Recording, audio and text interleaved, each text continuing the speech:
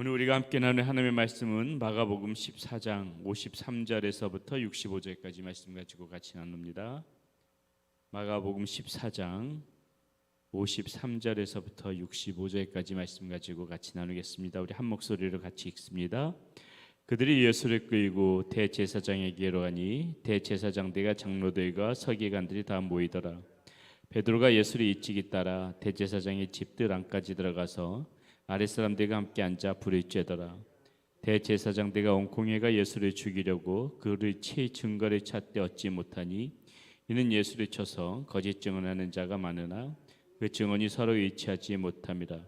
어떤 사람들이 일어나 예수를 쳐서 거짓 증언하여 이르되 우리가 그의 말이 들으니 손으로 지은 이 성전을 내가 헐고 손으로 짓지 아니한 다른 성전을 사흘 동안에 지으리라 하더라 하되 그 증언도 서로 일치하지 않더라.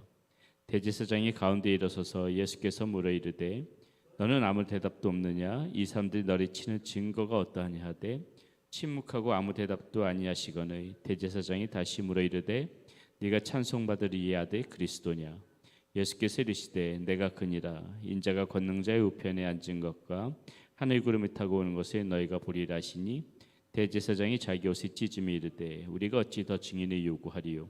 그 신성모독하는 말이 너희가 들었도다. 너희는 어떻게 생각하느냐 하니 그들이 다 예수를 사형에 해당한 자로 정죄하고 어떤 사람은 그에게 침을 뱉으며 그의 얼굴을 가리고 주먹으로 치며 이르되 선지자 노릇을 하라 하고 하인들을 손바닥으로 치더라. 아멘. 예, 오늘 말씀은 예수님께서 이제 끌려가서 대제사장의 집에 가서 신문을 받는 그런 장면의 모습을 오늘 말씀 가운데서 볼 수 있습니다. 오늘 말씀에 보니까 여기 지금 다 모였어요. 종교 지도자들은 다 모였습니다. 공회가 모였다고 하죠. 이 사내들인 공회라고 해가지고 이스라엘에서는 가장 최고의 의결 기관입니다. 그러니까 가장 지금 이스라엘에서 높은 사람들이 다 모여 있다고 보시면 되는 거예요. 예수님 한 명을 죽이려고 지금 이렇게 지금 다 모여 있는 것입니다. 그리고 여기서 지금 예수님께서 신문을 받으신 후에 이제 그 뒷면에 보니까는 베드로가 예수님을 부인하는 장면까지 계속해서 지금 이어지게 되어지는 것이죠. 그래서 우리는 오늘 이 말씀을 보면서 다시 한번 우리가 오늘 이 성도의 모습이 어떠한 모습으로 있어야 되는지를 우리 말씀 가운데서 한번 생각해 보려고 합니다. 자, 먼저 우리가 오늘 말씀 가운데서 볼 것이 무엇이냐면요. 이 베드로의 모습을 우리가 답습해서는 안 되겠다. 베드로의 모습이 답습해서는 안 되겠다. 베드로가 예수님을 부인한 것은 잘 알고 있습니다. 뭐 이 베드로뿐만이 아니라 제자들 모두가 예수님을 버리고 도망간 상황인데요. 근데 왜 베드로가 이렇게 예수님을 부인할 수밖에 없었을까? 베드로의 모습을 보게 되면은 뭐 꼭 그런 것은 아니지만 오늘 말씀 가운데서 보면 몇 가지 이제 좀 우리가 생각해 볼 부분이 있는데, 자, 우리가 예수님을 따를 때 어떻게 따라야 되느냐? 항상 예수님과 함께하는 그런 모습으로 따라가야 되는 거예요. 일찍이 쫓아가면 안 됩니다. 지금 보니까는 베드로가 예수님을 쫓아가는데 재미난 표현이 나오죠. 54절 보세요. 베드로가 예수를 멀찍이 따라 대제사장의 집들 안까지 들어가서, 자, 예수님이 우리가 따른다고 하면서 여러분 예수님을 멀찍이 따라가면 안 되는 거예요. 가깝게 예수님과 항상 함께 옆에서 같이 걸어간다, 이런 마음으로 가야지. 저마침 예수님이 들고 갠신히 쫓아가게 되면 이렇게 베드로처럼 예수님을 부인하게 되더라. 상징적인 어떤 그런 모습이라고 할 수가 있습니다. 베드로가 예수님을 가까이서 쫓아가는 것이 아니라 멀찍이 쫓아가니까는 예수님을 부인하는 모습, 이런 모습을 우리가 오늘 말씀 가운데서 한번 이렇게 상징적으로 좀 볼 수가 있는 것이고요. 또 보니까는 54절에 보세요. 베드로가 예수를 멀찍이 따라 대제사장의 집들 안까지 들어가서 아랫사람들과 함께 불을 쬐더라. 자, 지금 보세요. 우리 그리스도인들이 예수님 따라갈 때 이렇게 멀찍이 쫓아가서도 안 되지만은 지금 베드로가 어떻게 하고 있습니까? 세상 사람들 가운데 지금 앉아 있는 거거든요. 세상 사람들 가운데 앉아 있는 것입니다. 이러니까 예수님이 이제 부인하게 된 것이죠. 다 상식적인 그런 장면이지만은 세상 사람들과 그 있는 곳에서 그냥 그대로 해가지고 그 예수님을 멀리 떠나보내고 그 예수님 옆에 붙어 있지 못하고 세상 사람들 가운데 앉아 있으면은 이 경고의 말씀이 들려오지 않는 겁니다. 그 세상 사람들 속에서 섞여서 예수님을 멀리 이렇게 떠나보내고 있으면은 내 마음 가운데서 우리도 똑같이 하나님의 자녀라는 그런 정체성을 잃어버리고 살아갈 수가 있다는 것입니다. 그냥 하나의 이 지금 이 장면이지만은 요 상징적으로 왜 베드로가 예수님을 부인할 수밖에 없었는가? 그런 것들이 하나 어떻게 우리가 여기 보면서 좀 생각해 볼 수 있는 부분이라. 세상 사람들 속에서 그렇게 주저앉아 있으면 안 된다. 항상 예수님의 지근거리에서 예수님의 옆에서 붙어 있어야 되는 것이지, 우리가 예수님과 떨어져서 세상 가운데서 주저앉아 있으면 안 된다는 것을 우리는 오늘 말씀 가운데서 한 번 더 생각해 볼 수가 있습니다. 또 하나 우리가 오늘 말씀 가운데서 생각해 볼 수 있는 것은 무엇이냐? 어디서든지 우리는 자기 신앙을 당당히 밝혀야 한다. 어디서든지 우리는 내가 하나님의 자녀라는 것, 내가 그리스도인이라는 것을 숨김없이 당당히 밝혀야 한다. 자, 61절, 62절에 보게 되면은 지금 대제사장하고 예수님의 이 신문 내용이 나옵니다. 보세요. 61절, 침묵하고 아무 대답도 아니하시거늘 대제사장이 다시 물어 이르되 네가 찬송받으리야 네 그리스도냐, 이렇게 물었을 적에 예수님께서 이렇게 말하십니다. 62절에 예수께서 이르시되 내가 크니라 인자가 권능자의 우편에 앉은 것과 하늘 구름을 타고 오는 것을 너희가 보리라 하시니. 자, 네가 찬송받으리야 네 그리스도냐, 이렇게 물었을 적에 겁이 나고 두려우면은 아니라고 할 수 있죠. 그러나 예수님은 정말 실제적으로 찬송받으리의 그리스도시니까는 내가 크다, 내가 너가 말하는 그 사람이 내가 맞다, 당당하게 밝히더라는 것이죠. 자신의 신분, 자신이 누구인지를. 우리가 이런 예수님의 모습을 보면서 우리도 똑같이 본받아야 된다는 것입니다. 어떤 세상 가운데에서 너가 그리스도인이냐, 어떤 사람들은 물어보지도 않는데 자기가 스스로 숨기면서 살아가는 사람도 있어요. 세상 사람들이 나를 그리스도인이라고 알아볼까 봐 오히려 어디 가서 당당히 말하지 못하고 누가 물어보지도 않는데 스스로 숨기면서 다니는 이런 비겁한 신앙을 가진 사람들도 있더라는 것이죠. 항상 우리는 어디서든지 내가 하나님의 자녀다, 내가 그리스도인이다, 내가 기독교인이다, 이것을 어떤 모임, 어떤 상황, 어떤 자리에서든지 당당하게 밝힐 줄 알면서 살아가는 그러한 저와 여러분들의 모습이 되어져야 되겠다는 것입니다. 주님께서 우리에게 뭐라고 말씀하십니까? 너희는 세상의 빛이다, 이렇게 말하거든요. 너희는 세상의 빛이다. 이것은 무슨 말입니까? 그냥 당당히 밝히는 그 정도를 벗어나서 더 적극적으로 세상의 빛 가운 빛처럼 살아가는 그런 모습.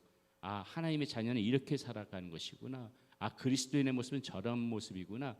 이렇게 좀 빛나는 삶, 이런 삶을 살아가라고 이렇게 이야기하는 것이죠. 이 정체를 숨겨서 어둠 속에 있지 말고 나와서 빛처럼 살아가라. 빛처럼 살아가라.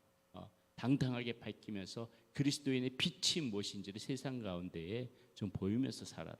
주님께서 우리에게 가르쳐 주신 말씀이 그런 부분 아니겠습니까? 오늘 말씀 속에서 우리가 그것을 볼 수가 있다는 것이고요. 마지막으로 하나 더 생각해 볼 것은 무엇인가? 성도로서의 좀 품격을 지으면서 좀 살아가자. 성도로서의 품격. 자, 목적을 정해놓고 지금 보니까 오늘 말씀에 보니까는요, 이 다 종교 지도자들 쉽게 말하게 되면은 지금 다 오늘날 따르자면은 다 그리스도인들이거든요. 그리스도인들 지도자들 지금 이런 사람들이란 말이죠. 근데 지금 하는 지금 작태를 한번 보십시오.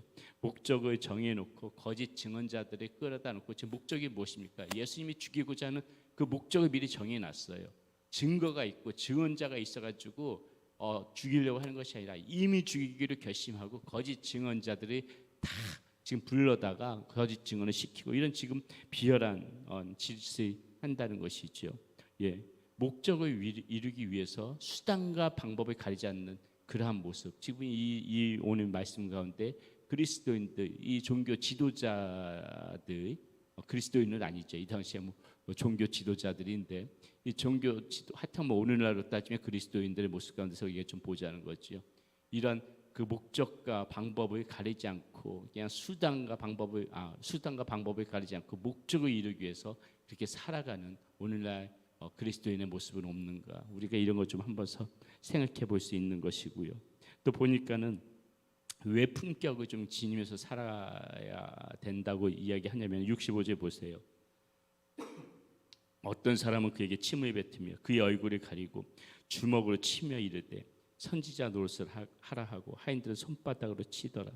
자, 어떤 사람은 그에게 침을 뱉으며, 이 어떤 사람이 다 종교 지도자들입니다. 지금 보세요. 침을 뱉고 주먹으로 치고, 이게 지금 시정잡배나 하는 짓이 아닙니까? 시정잡배나 명색의 종교 지도자라는 사람들이 지금 이런 짓을 하고 있다는 것이 있죠.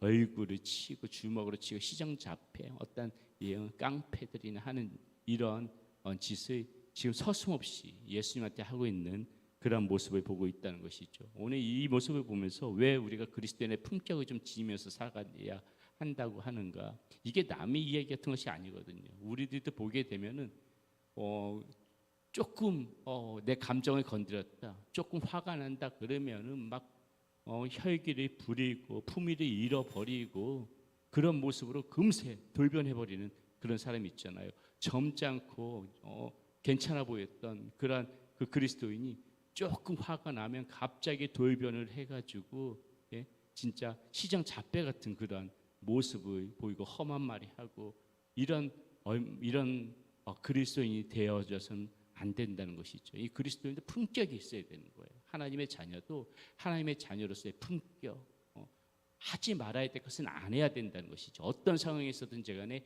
이 격을 지킬 줄 아는 그런 모습이 오늘날 우리에게 필요하다. 그리스도인들에게는 반드시 그런 모습이 필요하다. 세상 아무리 누가 나를 공격한다 해도 이 나의 품격을 잃어버리고 쉽게 흥분하고 쉽게 하지 말아야 할 행동들을 하고 이런 모습들이 있어서는 안 되겠다. 오늘 우리가 이 말씀 가운데서 우리가 한 가지 또 이렇게 좀 생각해 볼 수 있는 부분이지 않았나 싶습니다. 오늘 말씀 가운데서 우리가 좀 몇 가지를 생각해 봤습니다. 예수님이 쫓아갈 때 멀찍이 쫓아가지 말고 세상 가운데 주저앉아 있지 말고 그리고 어디서든지 자신의 정체성을 당당히 밝히고 더 나아가 세상의 빛처럼 살아가고 그리고 그리스도인다운 품격을 좀 지니면서 살아가자. 오늘 말씀 속에서 생각하면서 또 하루 이렇게 살아가시는 여러분들 모두 되시기를 바라겠습니다. 기도합니다. 살아계신 아버지 하나님, 하나님의 자녀로서 성도로서 하나님 우리가 어떻게 살아가야 될지 오늘 말씀을 통해서도 다시 한번 생각해 보았습니다. 하나님의 자녀로서 우리가 늘 주님과 함께하며 주님께서 주신 말씀대로 하나님 격을 지키며 순종하며 그렇게 살아갈 수 있는 사랑하는 성도님들이 되어지게 하여 주시고 또 오늘 하루도 그러한 모습 가운데서 세상의 빛처럼 살아가는 그러한 우리 사랑하는 성도님들이 모두 되어지게 하여 주시옵소서. 우리 주 예수 그리스도의 이름으로 감사하며 기도드렸습니다. 아멘.